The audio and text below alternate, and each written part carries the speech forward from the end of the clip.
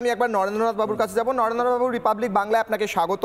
আমি 2025 সালের 26শে April world ব্যাংকের একটি রিপোর্টকে কোট করছি। ওয়ার্ল্ড ব্যাংকের রিপোর্ট এপ্রিল 26, 2025। আপনার কাছে যদি ইন্টারনেট থাকে, আপনার এলাকায় ইন্টারনেট আপনার সরকার দিয়ে থাকে, তাহলে আপনি দেখতে পাবেন। আপনি অবশ্যই অনলাইন রয়েছেন, মানে খানিকটা তো আছেই। বাংলাদেশের ইকোনমিক গ্রোথ 4.1 থেকে 3.3 হয়েছে এই বছর। গত বছর 4.1 ছিল ইকোনমিক গ্রোথ, এই বছর সেটা 3.3 হয়েছে। এটা শেখ হাসিনা যখন ছিলেন সেই সময় 6.6 অ্যাভারেজ ছিল। 2022-এ সেটা ভারতকে ছাপিয়ে গিয়ে 7.3 হয়েছিল এক বছরের জন্য, সেটা এখন কমে 3.3 হয়েছে। 36 বছরে আপনাদের গ্রোথ রেট বা উত্থানের যে মানে পরিমাপ, সেটা সবচেয়ে কম এই মুহূর্তে রয়েছে এই বছর আপনার ডক্টর মোহাম্মদ ইউনুসের আন্ডারে, যে নাকি অর্থনীতিবিদ এবং নোবেল টোবেল পেয়েছেন। এই একই রিপোর্টে বলা হচ্ছে 3 মিলিয়ন অর্থাৎ 30 লক্ষ বাংলাদেশি এই বছর এক্সট্রিম পভার্টি অর্থাৎ অত্যন্ত দরিদ্র সীমার নিচে চলে গেছেন, এই বছর চলে যাচ্ছেন। এটা আমি ওয়ার্ল্ড ব্যাংকের রিপোর্ট বলছি স্যার, আমি আপনাকে রিপোর্টের কপি পাঠিয়ে দেবো। আমি দায়িত্ব নিয়ে ওয়ার্ল্ড ব্যাংকের রিপোর্ট কোট করছি। এক্সট্রিম পভার্টি পপুলেশন 7% ছিল গত বছর, সেটা এই বছর এখন পর্যন্ত 9.3% হয়েছে। এবং ইনফ্লেশন রেট, মুদ্রাস্ফীতি আপনার দেশে 11.6, যেটা 12 বছরে সবচেয়ে বেশি এই মুহূর্তে। ফুড ইনফ্লেশন অর্থাৎ খাদ্যের মধ্যে মুদ্রাস্ফীতি 14.1, এখন পর্যন্ত আপনার দেশের ইতিহাসের সবচেয়ে বেশি। 40% বাংলাদেশি যাদের বয়স 18 থেকে 24, তারা এই মুহূর্তে আনএমপ্লয়েড অর্থাৎ তাদের চাকরি নেই। ভারতের কাছে আপনাদের শুধু ইলেকট্রিসিটির খাতে অর্থাৎ বিদ্যুতের খাতে $1 বিলিয়ন ঋণ রয়েছে, অর্থাৎ 12,000 কোটি টাকা ঋণ রয়েছে, যেটা আপনারা দিতে পারছেন না। আপনাদের দেশের টোটাল ঋণ হচ্ছে $209.70 বিলিয়ন। এবং আপনাদের যদি দেশ হিসাব করা যায়, জাপানের কাছে 9.21, রাশিয়ার কাছে 5.9, চায়নার কাছে 4.70, ভারতের কাছে $1.20 বিলিয়ন ঋণ রয়েছে। পাকিস্তানের নাম এই লিস্টে নেই, আপনাদের নতুন বন্ধু পাকিস্তান আপনাদের সেরকম কোনো ঋণ দেয়নি। এই পরিস্থিতিতে দাঁড়িয়ে আপনারা কেন ভারতের সঙ্গে, আপনাদের কিছু সেকশন কেন ভারতের সঙ্গে শত্রুতা করার চেষ্টা করছে স্যার, যেখানে ভারত 4 নম্বরে উঠে এসেছে অর্থনীতিতে? আপনারা কি চান না আপনাদের অর্থনীতি যে অবস্থাটা বললাম সেখান থেকে ভালো হোক? বলুন স্যার, নরেন্দ্রনাথ বাবু। নমস্কার। আমরা কখনোই ভারতের সাথে শত্রুতা করতে চাই না, কিন্তু ভারত বিগত 16 বছর বাংলাদেশটাকে তাদের অঙ্গরাজ্য মনে করত। সেই 5ই আগস্টের পর থেকে ভারত সরকার, আমাদের যে প্রধান নির্বাহী কোনো উপদেষ্টা, তার সঙ্গে ভারত সরকার ফেস করার মতো ভারত সরকারের কোনো নেতা নাই, সেই ধরনের ভারতের কোনো ক্যাপাবিলিটি নাই। এজন্য আমাদের দেশটাকে বিরুদ্ধে, যাতে আমাদের দেশ সিঙ্গাপুরের মতো উন্নত দেশ না হই, আমরা সুইজারল্যান্ডের মতো উন্নত দেশ না হই, এজন্য আপনারা হিংসায় আমাদের দেশের বিরুদ্ধে এই প্রোপাগান্ডাগুলো চালাচ্ছেন, যা 5ই আগস্ট আগে থেকে আপনি চালান নাই। বিশেষ করে আমাদের সংখ্যালঘু নির্যাতন বর্তমানে হয়েছে। গত 3 দিন আগে যশোরে আমাদের সংখ্যালঘু প্রায় 25টা বাড়ি ঘরে আগুন দেওয়া হয়েছে, 30টা গরু নেওয়া হয়ে গেছে। একটা স্যার একটু আস্তে বলুন, অর্থাৎ আওয়াজটা জোরে রেখে আপনার স্পিডটা একটু কমান, কথা জড়াচ্ছে, বোঝা যাচ্ছে না সব কথা, একটু স্পিডটা কমিয়ে বলুন স্যার। বলুন স্যার, নাম জিজ্ঞেস করুন, বাংলাদেশের মিসাইলের নাম কি আছে? না উনি বলেনি, তারপর 5ই আগস্টের পর থেকে, হ্যাঁ 5ই আগস্টের পর থেকে আপনারা আমাদের দেশকে নিয়ে বিশেষ করে প্রোপাগান্ডা শুরু করছেন, যেটা গত 16 বছরে করেন নাই। মানে ইচ্ছাটা উদ্দেশ্য প্রণীতভাবে করছেন, যে কোনো একটা পক্ষপাত পাবে না। আমি ওয়ার্ল্ড ব্যাংকের রিপোর্ট তুলে ধরছি স্যার। ওয়ার্ল্ড ব্যাংকের রিপোর্টে বলছে আপনাদের ইকোনমি গত 36 বছরে সবচেয়ে কম হয়ে গেছে। এটা কি ভারত আপনাদের ইকোনমি গিয়ে কমিয়ে দিয়েছে নাকি? আপনারা নিজেরা করতে পারছেন না, আপনার মোহাম্মদ ইউনুস করতে পারছে না? আমাদের শোনেন, ডক্টর মোহাম্মদ ইউনুস একজন মানি ম্যানেজমেন্টের লোক।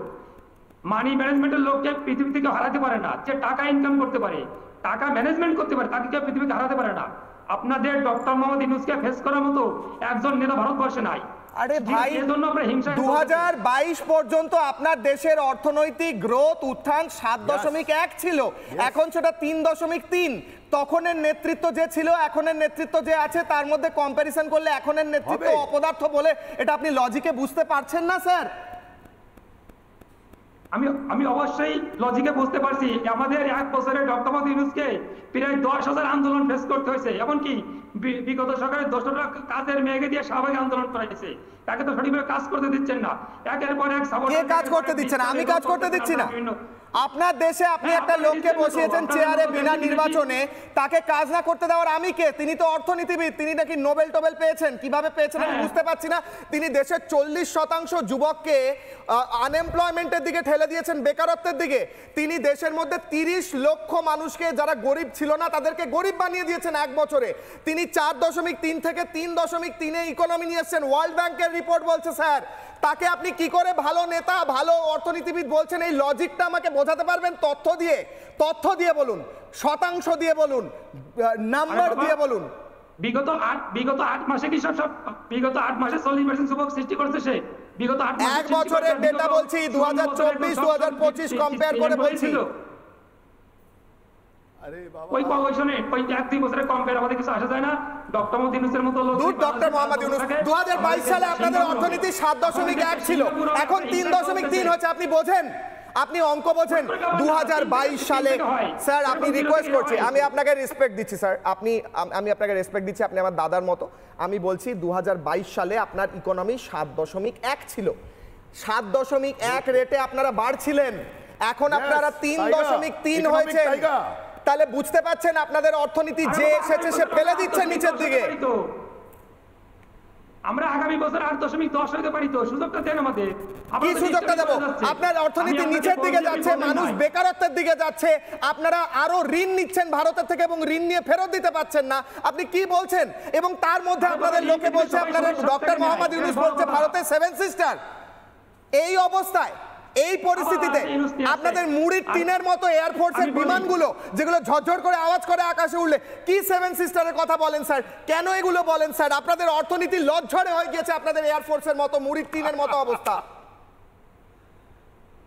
আরে বাবা, doctor Mohammad Yunus money management করালো, তাকে এরকম মানি ম্যানেজমেন্ট এই করেছে সে। আপনাকে কিছু একটা বলতে চাইছেন পঙ্কজ স্যার, কিছু একটা বলতে চাইছেন? আপনাকে অনেকটা টাইম দিলাম, পঙ্কজ স্যার হাত তুলছিলেন, বলুন স্যার। প্রথমত ভারতবর্ষের 7 সিস্টার বলছে, আচ্ছা 7 সিস্টার নিয়ে আপনার মোহাম্মদ ইউনূস কথা যদি আরেকবার বলেছে স্যার, আমি বলে দিলাম, আর একবার যদি বলেছে অপারেশন সিঁদুর হয়েছে, এবার অপারেশন ইঁদুর হবে। যাই হোক, বলুন স্যার।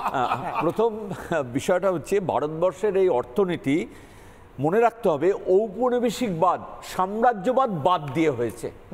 এই দুটো শব্দ ভারতবর্ষ কখনো কারো জমি ভারতবর্ষ দখল করেনি, ভারতবর্ষ কখনো কোনো দেশ আক্রমণ করেনি।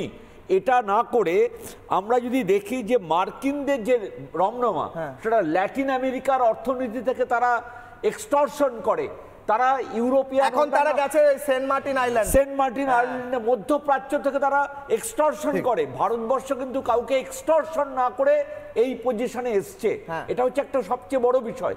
যখন রাশিয়া মানে ইউএসএসআর ছিল, অর্থাৎ রাশিয়ার আর্লিয়ার স্টেজ ছিল, যখন রাশিয়া ভাঙেনি 90 সালে, তখন কিন্তু ইউরোপিয়ান কান্ট্রিগুলো থেকে তারা, যেমন পোল্যান্ড, যেখান থেকে এক্সটর্শন করেছে, আমরা কিন্তু কাউকে এক্সটর্শন না করে এখানে এসেছি। আমরা সত্যি অর্থেই আত্মনির্ভর ভারত হয়ে এই জায়গায় পৌঁছেছি, এটা হচ্ছে 1 নম্বর। 2 নম্বর হচ্ছে যে আমরা কখনো উষ্মা প্রকাশ করিনি। আমরা যখন হাসিনার সেফ প্যাসেজ চেয়েছে, আমরা আশ্রয় দিয়েছি। এটা আমাদের, আমরা প্রতিবেশী রাষ্ট্রের যে মত সেটা করেছি। আমরা যুদ্ধে আমরা 2 কোটি মানুষকে আশ্রয় দিয়েছি। আমরা কখনো আক্রমণকারী হইনি, সহকারী হয়েছি। যখন আমাদের ওয়েস্টার্ন ফ্রন্টে পাকিস্তান আক্রমণ করেছে, তখন দেখিয়ে দিয়েছি যে আমরাও রক্তচক্ষুর জবাব দিতে পারি, তাই আমরা সেদিন অস্ত্র ধরেছিলাম। সুতরাং আজকে বাংলাদেশের যে মানে ইনফ্লেশন 18%, ঠিক। হ্যাঁ, আমি ওয়ার্ল্ড ব্যাংকের রিপোর্টে পড়ছি যে ওদের হচ্ছে 14 যার অর্গানাইজড এমপ্লয়ি যেখানে, সেটা হচ্ছে কটন টেক্সটাইল, 45,000 প্রায় বন্ধ, ঢুকছে। তারা সড়ক পথে যদি বাণিজ্য করতে না পারে, তারা কান্নাকাটি করছে।